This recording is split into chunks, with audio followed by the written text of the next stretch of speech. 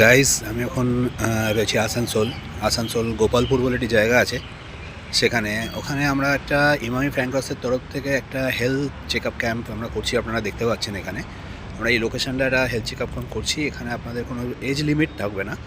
এই এজ লিমিটের মধ্যে এই মানুষগুলোকে আমাদের তরফ থেকে pressure check up, eye check up এবং ডক্টর চেক আপ, যে প্রাইমারি কন্ডিশন যেগুলো আছে সেই চেক আপেরগুলোর জন্য আমরা একটা ফ্রি হেলথ ক্যাম্প করছি।